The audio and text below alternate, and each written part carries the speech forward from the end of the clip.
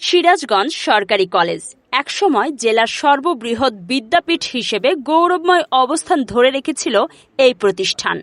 হাজারো শিক্ষার্থীর উচ্চশিক্ষার আশ্রয়স্থল এই কলেজ সম্প্রতি নানা অনিয়ম ও অভিযোগের কারণে আলোচনার কেন্দ্রবিন্দুতে। পরিবহন খাতে দুর্নীতি, অতিরিক্ত ফি আদায় এবং প্রশাসনিক বিশৃঙ্খলার অভিযোগ শিক্ষার্থীদের দীর্ঘদিনের ক্ষোভকে দৃশ্যমান করেছে। আর সেই অভিযোগের প্রেক্ষিতেই রোববার সকাল থেকে কলেজ ক্যাম্পাসে উপস্থিত হয় দুর্নীতি দমন কমিশন দুদক। সকাল থেকেই কলেজ ক্যাম্পাসে বাড়তি কৌতূহল লক্ষ্য করা যায়।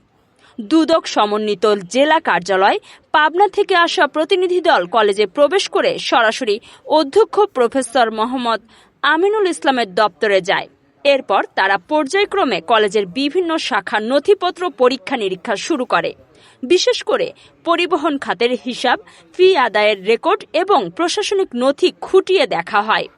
অভিযানের সময় শিক্ষক, কর্মকর্তা ও শিক্ষার্থীদের কাছ থেকেও অভিযোগ নেওয়া হয়। এক শিক্ষার্থী জানান, আমাদের কাছ থেকে নিয়মিত অতিরিক্ত ফি নেওয়া হয়, অথচ এর বিনিময়ে যথাযথ সেবা মেলে না।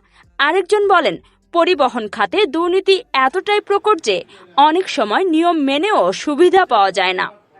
কিছু শিক্ষক আবার দাবি করেন, বিষয়গুলো বহুদিন ধরেই গোপনে চলছিল।